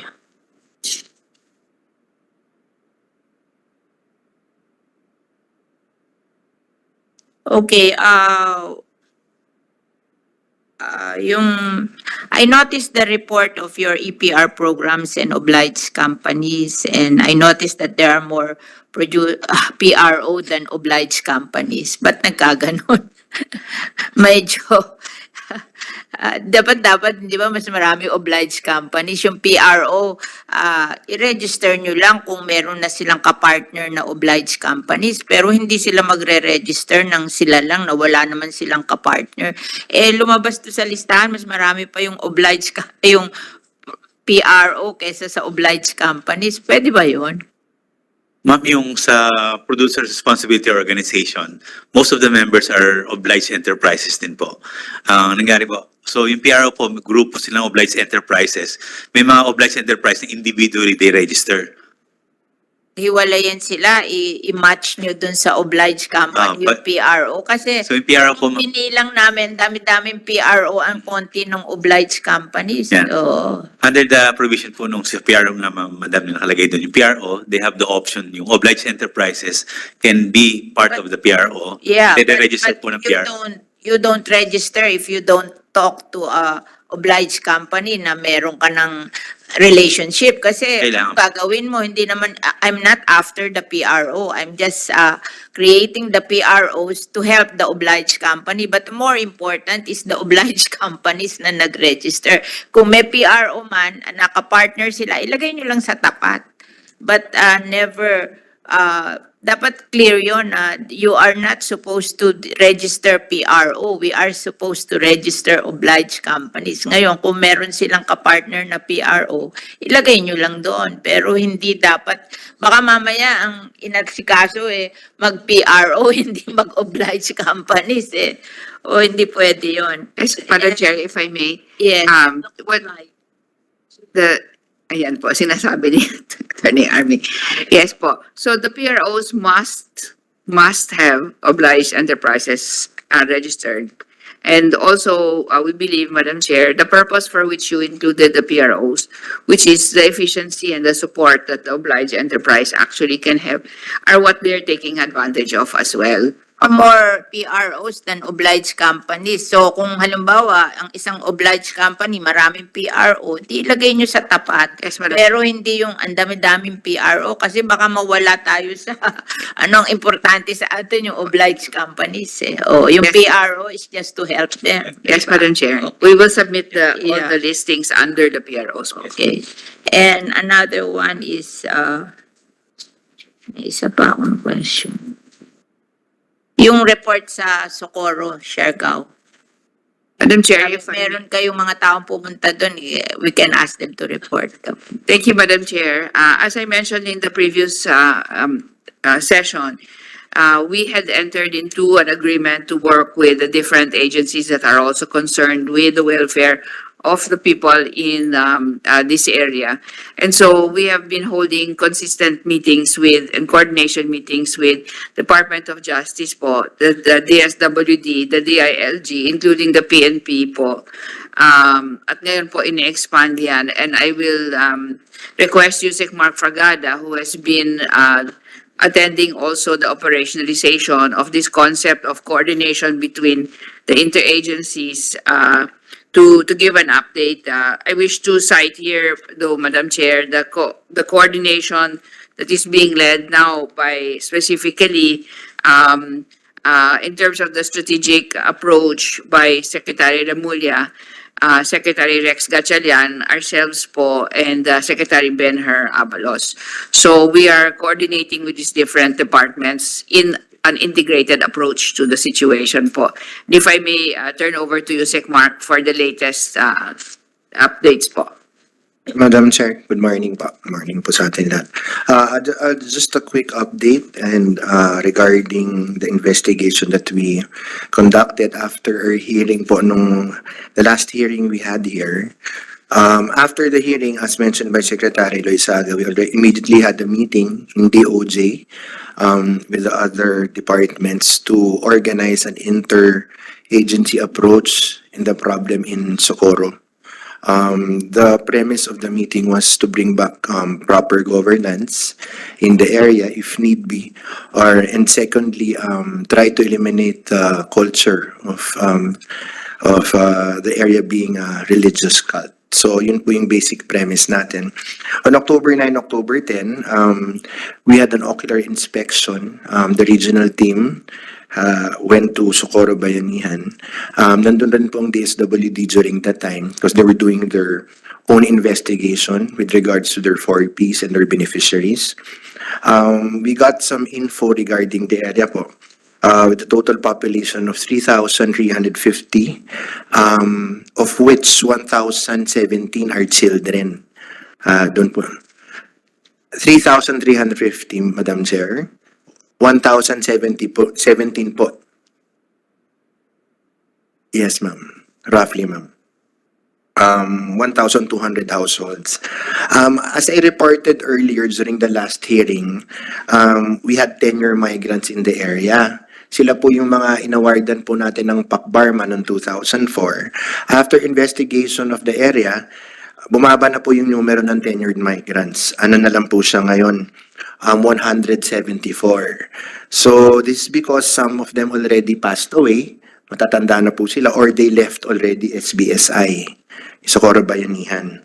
So, among the set of officers, ma'am, na binigyan po natin ng PACBARMA during that time, isa na lang po ang naiwan na tenured migrant na nandun. So, technically, yung mga, yes po, yung mga tao po doon, hindi na sila tenured migrant. Isa lang po, si Oscar Arcular. He was the only one remaining. Pati po si Senyor Aguila, hindi tenured migrant. Technically, ma'am po, pwede po. So during the investigation, ma'am, we also visited their nurseries for seedling production. They had plantation establishments there, which is part of the agreement under the PACBARMA. Then the team also validated the following violations, as I mentioned during the last time, was the establishment of checkpoints, access roads, volleyball courts, wave pool, recording studio, radio station. So these are all violation po against the PACBARMA agreement. So yun po yung investigation that, yun po yung results of investigation last October 9, October 10. Then on October 12, we had another meeting in DOJ. And in that meeting po, present rin po ang PNP sa area. Again, DILG, DNR, DSWD. So we were trying to find a solution or a better means of approaching the problem in Socorro. So nag-agree naman po ang mga secretaries that through an intergovernmental approach, we'd be able to address the problem there of governance. No? In terms of filing of cases, we leave it to DOJ. Meron po silang listahan ng mga nakikita po nilang pwedeng pag-file ng Decision nyo, hindi nyo pa aalisin? wala naman pong decision pa, ma'am. We leave it to the interagency to make the proper decision in terms of what approach should be taken. Kasi ang mahirap po, ma'am, if we decide right away, the resettlement is one issue. Because these are around 3,000 individuals. Families yan eh. Sabi mo, how many families? 1,200 po ang families. Ang dali-dali sa amin ng 1,000. Maghahanap ka lang ng NHA project, ililipat mo sila doon. It is an option, ma'am. Option. It must be done. Yes, ma'am. Nandyan daw ang should. May project ba kayo doon?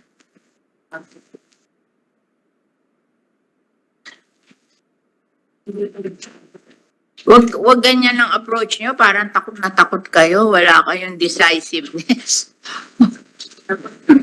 Okay, good morning, Madam Chair. Wala ba kayong NHA project sa should sa Siargao? Wala po, ma'am. Yung Socorro kasi is an island. Medyo malayo siya from the main, yung Siargao Island. It doesn't matter. Kami, Las Piñas, we go to Naik. Opo. For during our meeting, interagency meeting last Wednesday, presided by the governor, they identified possible housing sites po 18. Kaya lang po, of the 18, 15 po yung zoned as agricultural, 3 yung residential, but yung residential are all in Surigao City. So, if okay naman po yung mga i-resettle natin to go to Surigao City, we've identified 3 sites subject for Wala validation. naman silang choice eh. Yes po. O kung sasabihin, okay, wala silang choice. Pag binigyan mo sila ng choice, hindi susunod yan. Kasi, you cannot, illegal sila dun eh. Illegal sila dun. Yung ating legislated protected area should be preserved. Ako, dun sa amin, may tumirang 300 na informal settler dun sa aming Las Piñas, Parañaque, Wetland Park. Pinamove ko sa MMDA, minove out nila. Minove out nila. Hindi naman meant for housing yung legislated protected area. Yes, ma'am. O, bakit nila titirhan yun? O, wala silang choice. Kung saan merong NHA project, doon sila lilipat. Oh, hindi mo sila, pag pinigyan mo sila ng choice, hindi sila susunod. And siguro may bibigay nyo lang na tulong for every family, hindi yan nalipat, hindi binibigyan ng pera. Oh, ako sanay na ako dyan eh. Oh, kahit bigyan mo ng bahay yan, pag hindi mo binigyan ng pera, ayaw lumipat. So, bibigyan mo rin ng pera, baka yun ang counterpart nyo. Tapos, ang NHA ang magpo-provide ng housing. Yung housing naman nila, pwede nilang upahan yun eh. Yung maghuhulog sila, 20 years, o para magkaroon sila ng sariling bahay. You know, pag ganyan ang decision nyo na we leave it to the committee, walang mangyayari dyan. Walang mangyayari dyan. Madam Chair, if I... You don't give them a choice. They have to because they're not supposed to live in a legislated protected area. O kami sa amin doon, ako tinawagan ko MMDN, minove nila, tapos tumira doon sa kalye, pinagbibigyan ko ng IX, di bumalik, taga Laguna eh. Di naman taga Las Piñas eh. Merong syndicate na nagbuhat doon, dinala doon, siguro kumita. Diba? Para tinuruan na doon tumira. Ako nagpaalis. Tapos nung ayaw umalis sa kalye, binigyan ko ng IX, di nawalan lahat. Madam Chair, if I may, the agreement between the secretaries is to complete the investigation. So ngayon lang po nagka-detalye. Yes, They're ma'am. not legal. Yes, Diba? ma'am. Isa na lang ang legal doon, di ba? Yes, ma'am. Di meron na kayong Yes, ma'am. basis to do it. Yes, ma'am. So, Legal doon eh. Nagkamali kayo na umenter, kaya lang umalis na rin yung mga inenteran nyo ng agreement. Iisa na lang natitira. So lahat sila illegal. Yes, ma'am. You know, somebody has to decide Yes, ma'am. what to do. Hindi pwede yung kaya minsan mahirap pa yung maraming nagdi-decide eh, lalong hindi maka-decide eh. yes, ma'am. So the work that is ongoing, ma'am, is really, we need to, if they were to be relocated, where will they be relocated to? Are there standing structures already for the relocation? Site pa lang ho ang in-identify. And because there are so many children, ma'am, ang DSWD nag-aalala rin po na kasi ang daming mga bata. Ma'am, just if I may, maybe Yusek Mark can elaborate. UD can build a home for the children. O, diba? I mean, alam mo, pag ganyan ang attitude nyo, hindi nyo masosolve ang problem. Dapat somebody has to decide Yes, ma'am. and do it. Oo. Kasi,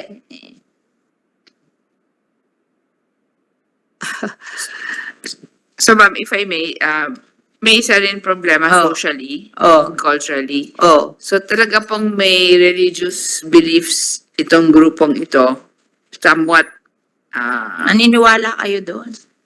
actually po, ito rin po yung reports na natatanggap po namin.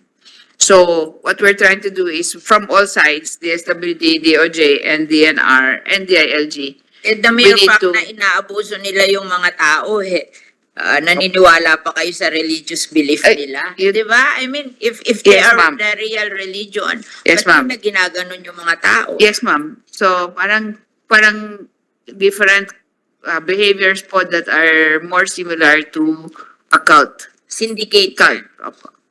Syndicate yan. Yes, ma'am.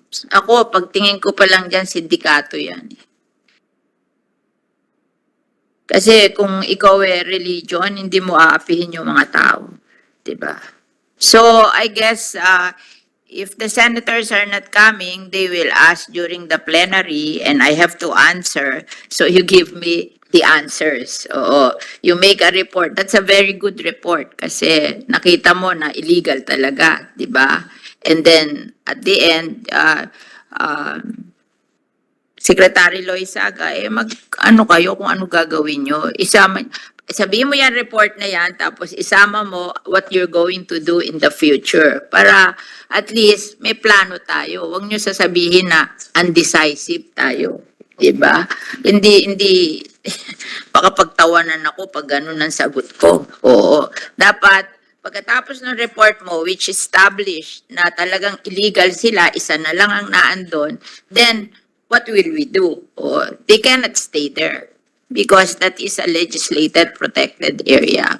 So, ang i-move natin is, saan natin sila dadalhin? And this should will build a housing project for them. Then, the SWD will take care of the children. Oo. And then maybe you can provide financial assistance para pag-transfer nila. Hindi naman malaki yon. Ako, binigay ko lang IX 10,000 each. Binigyan ko yung pinaalis ko sa Las Piñas, Parañaque. Nangawala lahat pagbigay. Hindi ko bibigay 10,000 kung hindi kayo aalis dito sa kalye. O, di nawalan lahat na makuha yung 10,000. Oh, ganyan yan eh. You know, you have to be decisive kasi syndicate yan eh. Wala namang, kasi alam mo, yung tunay na nangangailangan ng bahay, bigyan mo ng bahay, tuwan-tuwa. Pero yung syndicate, pera. Ang gusto, napakalaking pera. Pag ganun, ano na yon, dapat ikulong na yun. Oh. Kasi yung mga talagang tao na wala lang bahay, bigyan mo sa NHA ng bahay, bigyan mo konting pera, lilipat na eh. Oh. Ang nagmamatigas yung may mga lawyer na kakampi kasi binabayad sa lawyer, 80% nung nakukuha nila, hihingi ng perang malaki. Yun ang problema natin. Pero yung mga tunay na mga tao, ilipat. Kasi gusto rin nila may bahay sila eh. O na maipamamana nila sa kanilang mga anak pagdating ng araw. Permanent houses. Diba? So, yun yung ibibigay nyo sa akin. Tapos, yung EPR list. Ilista natin yung bibigay nila sa akin kasi para pag tinanong ako yung EPR list together with the PROs na connected with the obliged companies kasi hindi pwede yung PRO lang. Dapat connected sila sa obliged companies. Tapos bigyan mo na lang ako nung sinabi ko sa yung yung PS, overhead, regulatory, tapos projects and programs. Yon lang. Para alam ko. And then, ilista mo para... And then, yung classification of agreement, bigyan nyo ako noon. And then, maybe you can decide on what to do to reorganize yung classification. Maybe you can indicate in the report para pag tinanong ako, sabihin ko that in the future, we will do this. And Sa luwa, sa MWS kasi bagong attach sa kanila. Sa luwa yung sa Marawi rehab yan. Anong ginagawa yun? And then, sa NWSS. Regulatory. Hindi kasama sa presentation. Ano naman tatanong mo sa MWS? Wala naman. Ano lang yun? Yung luwa daw, maybe you can give me a report on the update on what will happen in Marawi, rehab of water ba yun? Yun lang, baka tanungin ako doon, yung Marawi rehab ng water. You have a report on that? Yung ba tinanong nila, yung Marawi? Yung sa Marawi rehabilitation po, yung water system. So, kung ano na po yung update ko. Kung nag-inlay sila ng mga... So, Madam Chair, if I may, I think a briefer was submitted on the Marawi project. Where? Where? Sa kanila na po. Parang wala pa eh. Nasa Part po ng file namin, andun po. Nasaan yung file? Ma'am, titignan ko. Ang dati Hanapin kasi mo. hindi ko lahat na. Kasi binigay kahapon eh. Tapos ngayon na hindi nila na-review. Kasi tinitingnan natin kung ano tatanungin ng mga senator. Eh.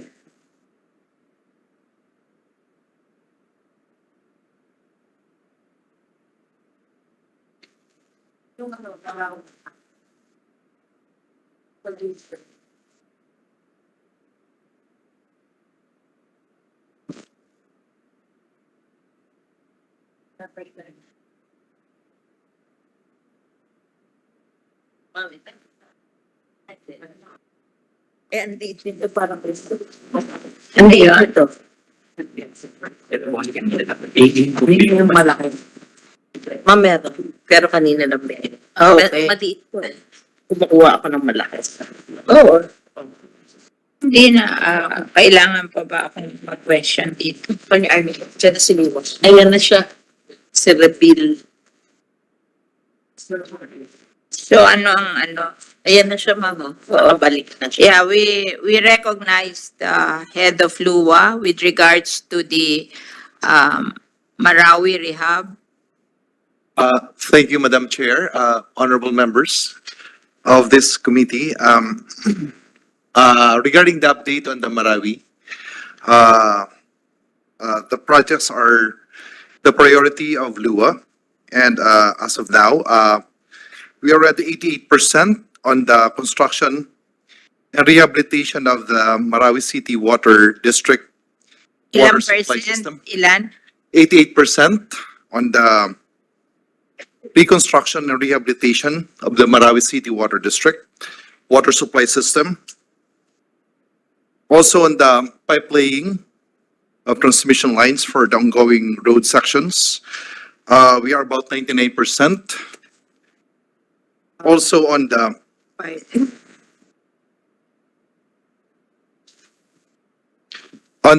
bulk water supply, it is already 37.95%. Provide that is- daw bulk water supply. Yeah, for the bulk water supply Government project. din ang managawa ng bulk water supply. Yes, Madam Chair, Ilang percent na kayo? 30? 37.95%. Magkano yung bulk water ang project cost? The total project cost is about 225 billion. Yung water rehab of Marawi. Yes, ma'am. Magkano yon? The water rehab of Marawi City Water District, Yeah. the first one that I gave as a project, it's 75 million. And also on the other one, the second one that I said, that's on the 75 million is already 88% completed. On the pipe laying, it's about 99% completed. How much is that? That's 41.8 million pesos. So a total of 225, 341.8. Yun ang total? Yes, ma'am. Yun ang However, total cost. yes, Wala ma'am. nang iba. Meron pa, ma'am. Ano pa? The other ones are the septage treatment plant. Magkano? It's about 70 million pesos. And the big treatment Ilang plant, percent na yon? it was just bidded out and it's now being implemented. And there's also the master plan for the entire Marawi City Water District and the entire master plan for the design of the water supply, sewerage and drainage system, master plan for the Marawi City. It's 27 million. It's already done. It's already 100%. Master plan for Marawi. It's just a plan? Or Yes, ma'am. is there a project? Master plan for the long-term master plan. So, Yeah, and also, ano na to? 341 plus 70 is 410, 410 and 27, 437 million, 440 million. Wala na, yan lang. meron pa, ma'am. There are the drillings for the Buganga, Dulay, Gadongan, and Kilala. Mga lugar na yon. These are the barangays in Barangay. the, Three groups of barangay. yes, in Buganga, Dulay, Gadongan, and Kilala. Tatlong Ah. barangay. 4 na barangay.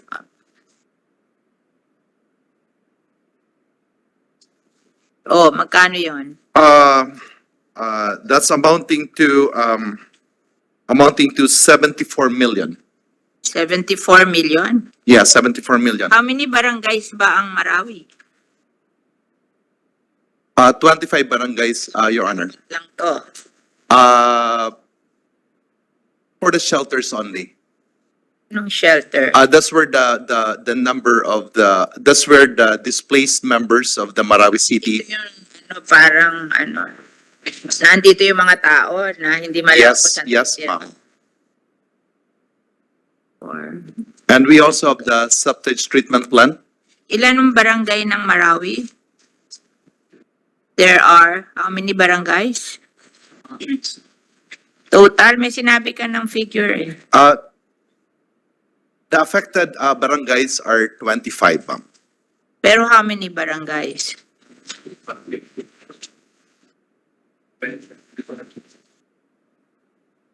I will have it checked, ma'am. But anyway, 4 lang yung lalagyan because ito yung merong, para ano tawag? May doon? shelters, ma'am. Shelters. Shelters. Oo. For displaced people. Saan ba ililipat yan? There are 98 barangays, ma'am, and 25 of which are affected. Ibabalik sila, ma'am. 90 barangays. 98 barangays. 96 pala, ma'am. 96 and 25 of which are the affected barangays. Saan sila ililipat? Ibabalik din natin sila, ma'am. Saan babalik? Sa affected barangays in which the siege really happened. Bakit sabi dyan, hindi malaman kung saan yan dadalhin? Nabasa ko sa dyaryo. Ba't yung nabasa ko sa dyaryo, sabi, hindi alam kung saan dadalhin. They'll be returning back, ma'am, sa ground zero. They'll try to return back. Because the infrastructure projects are now being done. Yung mga bahay nila, being built by, kasi parang temporary sila doon, tapos hindi nila malaman kung saan babalik. Yun ang nabasa ko sa dyaryo. I don't know if it's the truth. Yun lang ang nabasa ko sa dyaryo. Parang hindi pa nila alam kung saan ibabalik. So, ito yung nilalagyan mo ng water. Itong temporary shelter na to. Yes, for the 4 barangays na temporary. Sabi doon hanggang end of the year lang sila doon. Parang may deadline that they have to go back. Some are already, ma'am, permanent. Even in these barangays, ma'am, some are only temporary, but a lot of them, it now becomes permanent. They become used to living in those shelters already, ma'am. And it is the priority, ma'am, of the agency to have this as our topmost projects for Marawi. That we're going to prioritize the implementation of these projects.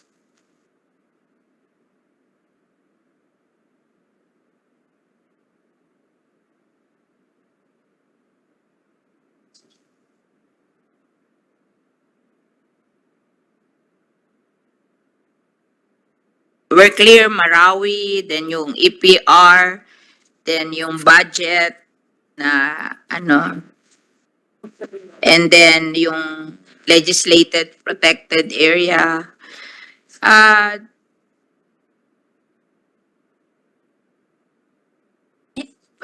Pwede bang bigyan ako nitong, baka dito tanungin ano yung mga agreement na to? Pwede bang bigyan ako ng kopya by nung agreement para pag bigla ko tinanong kung anong agreement yun, baka pumili sila dito tapos tanungin. Kasi who can understand protected area community based management agreement. So sa bawat I'm sure meron kayong kopya, 'di ba? Bigyan niyo na lang ako ng just basic nung bawat nito.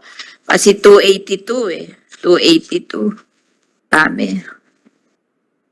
Baka tanungin nila sino ba to, ano ba to. And then ang ano ko lang dito, you divided it by region, tapos walang address. Kasi, yung binigay sa akin, divided by region, pero walang address.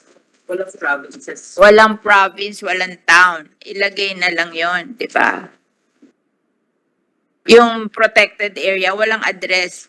Hindi natin pwedeng car kasi malaki ang car, malaki NCR. Yung lagyan mo lang nung address.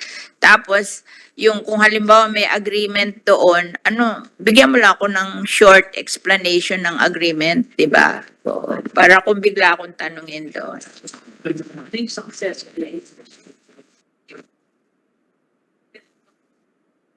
Tapos, meron ba successful doon sa mga agreement nyo? Merong successful? Out of the 282, tingin mo ilang percent ang successful? Yung nagtotoo. Di man successful yun. Question yun. Madam Chair, we will submit the report on each and every one para you can have a status. Yeah, para malaman ko lang pag tinanong ako, ano ba yan? Maganda ba yan? Naging successful ba yan? Para lang ano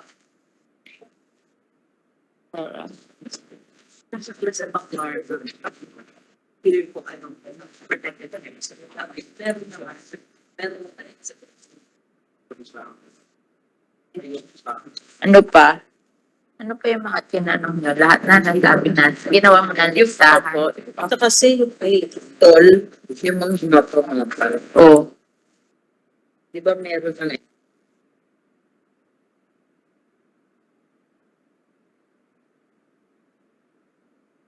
You give me the explanation. Yung meron kang pinadala sa akin yung tungkol kay Tol. Kay Senator Tol. Ano ba yun?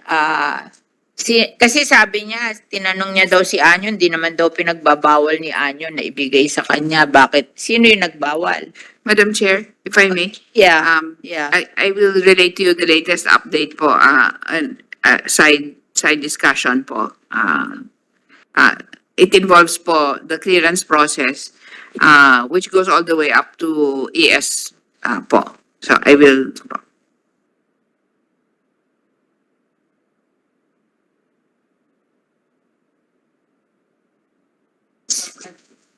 ano mga conflict. Ma'am, I'll explain to you po on the side before. Kasi, mabuti pa, sabihin nyo na sa kanya diretso. Yes, ma'am. Kay Tol. Yes, ma'am. Kasi baka tanungin pa ako eh.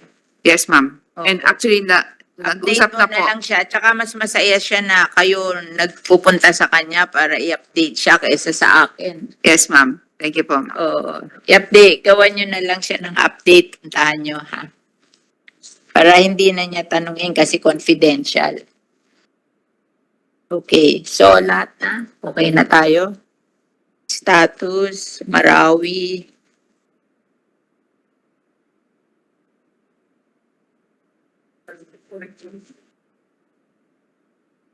Hindi naman tayo sa ilang Yeah.